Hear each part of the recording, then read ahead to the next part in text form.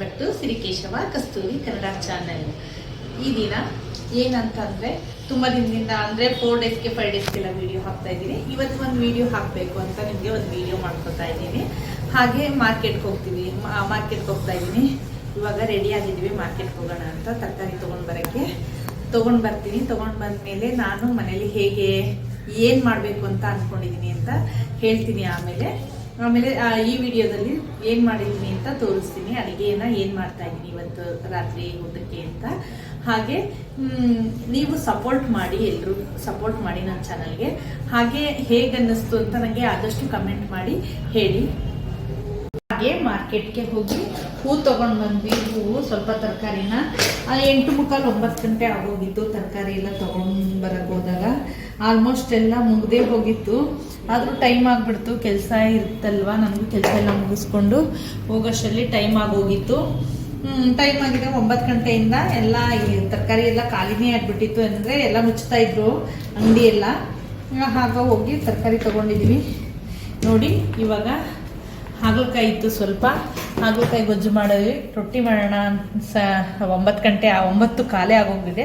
ಇವಾಗ ನೋಡಿ ಹಾಗಲಕಾಯಿ ಗೊಜ್ಜು ಮಾಡೋದಕ್ಕೆ ಎಲ್ಲ ರೆಡಿ ಮಾಡ್ಕೊಂಡಿದ್ದೀನಿ. ಬನ್ನಿ ನಾನು ಹೇಗೆ ಹಾಗಲಕಾಯಿ ಗೊಜ್ಜು ಮಾಡ್ತೀನಿ ಅಂತ ತೋರಿಸ್ತೀನಿ.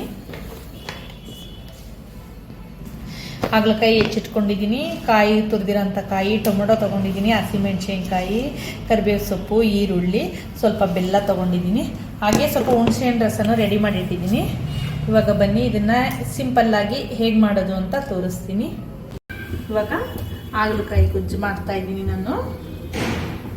ಎಲ್ಲರೂ ಪ್ರತಿಯೊಬ್ಬರ ಮನೆಯಲ್ಲೂ ಮಾಡ್ತಾರೆ, ಆದರೆ ನಾನು ಮಾಡ್ತಾ ಇರೋದನ್ನು ಒಂದು ವಿಡಿಯೋ ಮಾಡಿ ಹಾಕ್ತಾ ಇದ್ದೀನಿ ಅಷ್ಟೇ. ನೀವು ಹೇಗೆ ಮಾಡ್ತೀರಾ ಅಂತ ಹೇಳಿ ಕಮೆಂಟಲ್ಲಿ ನನಗೆ. ಎಣ್ಣೆ ಹಾಕ್ಕೊಂಡಿದ್ದೀನಿ, ಸ್ವಲ್ಪ ಎಣ್ಣೆ ಜಾಸ್ತಿ ಹಾಕಿದ್ರೆ ಚೆನ್ನಾಗಿರುತ್ತೆ ಅಂತ ಅಷ್ಟೇ. ಎಣ್ಣೆ ಇವಾಗ ಕಾದಿದೆ ನೋಡಿ. ಅನ್ನಕ್ಕೂ ಇಟ್ಟಿದ್ದೀನಿ. ನಮ್ಮ ಮನೇಲಿ ನಾನು ಮತ್ತು ನನ್ನ ಚಿಕ್ಕ ಮಗಳು ಬಿಟ್ಟರೆ ನನ್ನ ದೊಡ್ಡ ಮಗಳು, ನನ್ನ ಹಸ್ಬೆಂಡ್ ಇಬ್ಬರು ಕೂಡ ಹಾಗಲಕಾಯಿ ಗೊಜ್ಜನ್ನ ತಿನ್ನಲ್ಲ. ನನಗೆ ನನ್ನ ಚಿಕ್ಕ ಮಗಳಿಗೆ ಹಾಗಲಕಾಯಿ ಗೊಜ್ಜು ಇಷ್ಟ ಆಗುತ್ತೆ. ನಾವು ರೊಟ್ಟಿ ಮಾಡ್ಕೊಂಡು ಇವತ್ತು ಹಾಗಲಕಾಯಿ ಗೊಜ್ಜು ಮಾಡ್ಕೊಳ್ಳೋಣ ಅಂತ ಮಾಡ್ತಾಯಿದ್ದೀನಿ. ಅವರಿಗೆ ಬೇಳೆ ಸಾರಿದೆ, ಅನ್ನ ಮಾಡ್ತಾ ಇದ್ದೀನಿ. ಅನ್ನ ರೆಡಿ ಮಾಡ್ತಾ ಇದ್ದೀನಿ. ಕುಕ್ಕರ್ ಒಂದು ಸೈಡ್ ಇಟ್ಟಿದ್ದೀನಿ. ಇವಾಗ ಎಣ್ಣೆ ಕಾದಿದೆ, ಸಾಸಿವೆ ಹಾಕೋತಾ ಇದ್ದೀನಿ.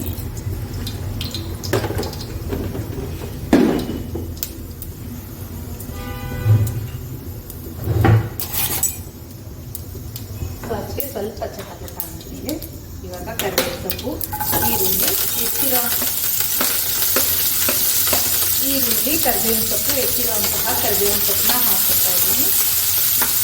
ಆಲ್ಮೋಸ್ಟ್ ಎಲ್ಲರ ಮನೆಯಲ್ಲೂ ಮಾಡ್ತೀರಾ, ಆದರೆ ನಾನು ಹೇಗೆ ಮಾಡ್ತೀನಿ, ನೀವು ಹೇಗೆ ಮಾಡ್ತೀರಾ ಅಂತ ನನಗೆ ಕಮೆಂಟ್ ಮಾಡಿ ಹೇಳಿ.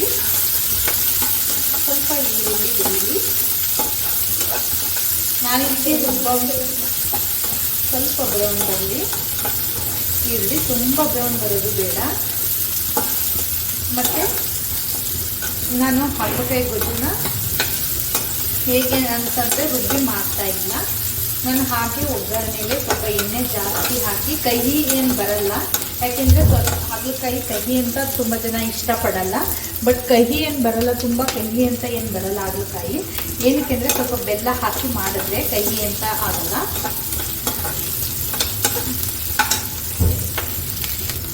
ಇವಾಗ ಟೊಮೆಟೊ ಹಾಕೋತಾ ಇದ್ದೀನಿ.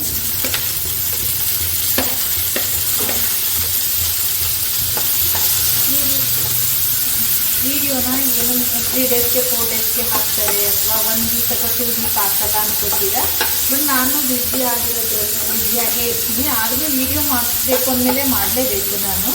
ಹಾಗಂತ ಸುಮ್ಮನೆ ಇರೋಕ್ಕೂ ಆಗಲ್ಲ. ಅದರಿಂದ ನಾನು ಯಾವಾಗ ನನಗೆ ಟೈಮ್ ಸಿಗುತ್ತೋ ಆವಾಗ ಆಲ್ಮೋಸ್ಟ್ ನಾನು ವಿಡಿಯೋ ಮಾಡೋದಕ್ಕೆ ಟ್ರೈ ಮಾಡ್ತಾ ಇರ್ತೀನಿ. ನನಗೆ ಯೂಟ್ಯೂಬಲ್ಲಿ ವಿಡಿಯೋ ಮಾಡೋದು ತುಂಬ ಇಷ್ಟ.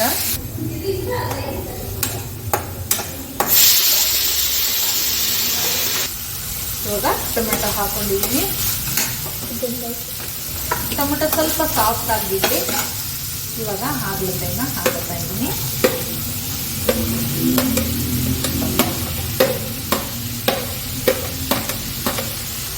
ಇದನ್ನು ಸ್ವಲ್ಪ ಎಣ್ಣೆಯಲ್ಲಿ ಸ್ವಲ್ಪ ಚೆನ್ನಾಗಿ ಫ್ರೈ ಮಾಡಬೇಕು.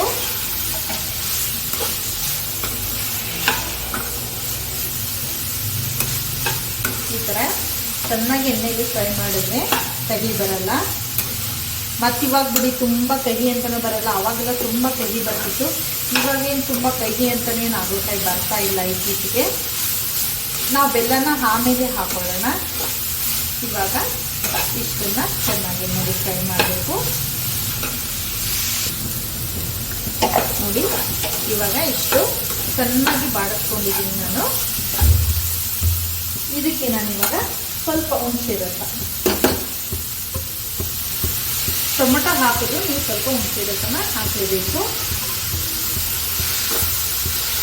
ನೋಡಿ ಈ ಥರ ಸ್ವಲ್ಪ ಹುಣಸೆ ರಸ ಹಾಕೋತಾ ಇದ್ದೀನಿ. ಚೆನ್ನಾಗಿ ಎಲ್ಲ ಕಡೆ ಮಿಕ್ಸ್ ಮಾಡಬೇಕು. ಈ ಥರ ತುಂಬ ಬೇಡ, ಸ್ವಲ್ಪ ಹಾಕೊಳ್ಳಿ. ನಿಮ್ಗೆ ಎಷ್ಟು ಬೇಕು ಅಷ್ಟು ಹಾಕ್ಕೋಬೇಕು. ನಾವು ಎಷ್ಟು ಇದರಲ್ಲಿ ಮಾಡ್ತಾ ಇರ್ತೀವಿ ಅಷ್ಟು. ಇವಾಗ ನೋಡಿ ಒಂದೆರಡು ಪೀಸ್ ಬೆಲ್ಲ ಹಾಕ್ತೀನಿ. ಬೆಲ್ಲ ಯಾಕೆ ಅಂತಂದರೆ ಅದು ಕಹಿನ ಕಂಟ್ರೋಲ್ ಮಾಡುತ್ತೆ. ಬೆಲ್ಲ ಹಾಕಿದ್ರೆ ಸ್ವಲ್ಪ ಸ್ವೀಟ್ನೆಸ್ ಇದ್ದರೆ ಹಾಗಲಕಾಯಿಗೆ ತುಂಬ ಕಹಿ ಬರಲ್ಲ. ಅದಕ್ಕೆ ಮತ್ತು ಇದಕ್ಕೆ ನಾನು ಬೇಳೆ ಸಾರು ಒಂದು ಸ್ಪೂನ್ ಅಥವಾ ಒಂದು ಅರ್ಧ ಸ್ಪೂನು, ಇದೊಂದು ಒಂದು ಸ್ಪೂನ್, ಅರ್ಧ ಸ್ಪೂನ್ ಹಾಕೋದಿದ್ದೀನಿ. ಒಂದು ಸ್ಪೂನ್ನಷ್ಟು ಬೇಳೆ ಸಾರು ಹಾಕ್ತಾಯಿದ್ದೀನಿ. ಬೇಕಾದರೆ ಹಾಕೊಳ್ಳಿ, ಇಲ್ಲ ನೀವು ಹಾಗೇನೂ ಚೆನ್ನಾಗಿರುತ್ತೆ. ಸ್ವಲ್ಪ ಖಾರ ಬೇಕು ಅಂದರೆ ಬೇಳೆ ಸಾರು ಪುಡಿ ಅಥವಾ ನೀವು ಹಸಿ ಖಾರದ ಪುಡಿ ಬೇಕಾದರೂ ಸ್ವಲ್ಪ ಹಾಕ್ಕೋಬೋದು. ಈಗ ಹುರಿದಿರುವಂತಹ ಕಾಯಿನ ಹಾಕ್ತಾಯಿದ್ದೀನಿ. ನೋಡಿ ಎಷ್ಟು ಚೆನ್ನಾಗಿದೆ. ಈಗ ಬೆಲ್ಲ ಎಲ್ಲ ಕರಗಿ ಒಂದು ಸಮ ಹಾಕ್ಬೇಕು. ಇವಾಗ ಇದು ಅರ್ಧ ಎಣ್ಣೆಲೆ ಬೆಂದಿದೆ. ಇವಾಗ ಇದಕ್ಕೆ ಸ್ವಲ್ಪ ಅಂದರೆ ತುಂಬ ಡ್ರೈ ಆಗಿರುತ್ತಲ್ವಾ, ಅದಕ್ಕೆ ಸ್ವಲ್ಪ ನೀರು ಹಾಕಿದ್ರೆ ಸ್ವಲ್ಪ ಗ್ರೇವಿ ಥರ ಬರುತ್ತೆ ಅಂತ ಅಷ್ಟೇ. ಸ್ವಲ್ಪ ನೀರು ಹಾಕೋತೀನಿ. ಬಿಸಿನೀರು ಬೇಕಾದರೆ ಹಾಕೋಬೋದು. ನಾನಿಲ್ಲಿ ತಣ್ಣೀರನ್ನೇ ಹಾಕ್ತಾಯಿದ್ದೀನಿ. ಇಷ್ಟೇ ಏನು ರುಬ್ಬಬೇಕು, ಟೊಮೊಟೊ ಈರುಳ್ಳಿ ಹಾಕಿ ರುಬ್ಬಿಟ್ಟು ಬೇಕಾದರೂ ಅದು ಟೇಸ್ಟ್ ಹಾಕ್ತಾರೆ. ಬಟ್ ನಾನಿಲ್ಲಿ ರುಬ್ಬಿಲ್ಲ, ಹಾಗೆ ಮಾಡಿದ್ರೇ ಚೆನ್ನಾಗಿರುತ್ತೆ. ಸ್ವಲ್ಪ ನೀರು ಹಾಕಿದ್ರೆ ಅದೇ ಗ್ರೇವಿ ಥರ ಬರುತ್ತೆ. ಚೆನ್ನಾಗಿ ಬೆಂದಾಗ ಗ್ರೇವಿ ಆಗುತ್ತೆ. ನೋಡಿ ಎಷ್ಟು ಚೆನ್ನಾಗಿ ಹಾಗಲಕಾಯಿ ಗೊಜ್ಜು ರೆಡಿ ಆಗ್ತಿದೆ ಅಂತ. ಇವಾಗ ಚೆನ್ನಾಗಿ ಬೇಯಲಿ. 1-2 ರಿಂದ 3 ನಿಮಿಷ ಬೆಂದರೆ ಸಾಕಿದ್ದು ಕ್ಲೋಸ್ ಮಾಡಿಬಿಡೋಣ. ಇವಾಗ ರೊಟ್ಟಿ ಹಿಟ್ಟನ್ನು ನಾನು ರೆಡಿ ಮಾಡ್ಕೋತೀನಿ. ಇವಾಗ ಹಾಗಲಕಾಯಿ ಗೊಜ್ಜು ರೆಡಿಯಾಗಿದೆ. ಇಷ್ಟೇ. ರೊಟ್ಟಿಗೆ, ಚಪಾತಿಗೆ ಅಥವಾ ಸೈಡ್ಗೆ ಹಾಕೊಳ್ಳೋದಕ್ಕೆಲ್ಲ ಚೆನ್ನಾಗಿರುತ್ತೆ.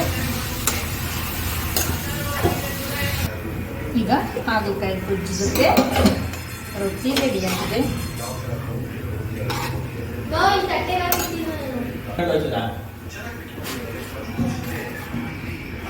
ರೆಡಿಯಾಗಿದೆ. ಮತ್ತೆ ಒಂದು ರೊಟ್ಟಿ ಬೇಗ ಬೇಗ ರೆಡಿ ಮಾಡ್ತಾ ಇದ್ದೀನಿ. ನೋಡಿ ರೊಟ್ಟಿ ಗೊಜ್ಜು ರೆಡಿಯಾಗಿದೆ. ಈ ವಿಡಿಯೋ ನಿಮಗೆ ಹೇಗೆ ಅನ್ನಿಸ್ತು ಅಂತ ನನಗೆ ಕಮೆಂಟ್ ಮಾಡಿ, ಹಾಗೆ ಲೈಕ್ ಮಾಡಿ, ಶೇರ್ ಮಾಡಿ, ಹಾಗೆ ಆದಷ್ಟು ನನ್ನ ಚಾನಲ್ನ ಸಬ್ಸ್ಕ್ರೈಬ್ ಮಾಡ್ಕೊಂಡು ನೋಡಿ. Thank you.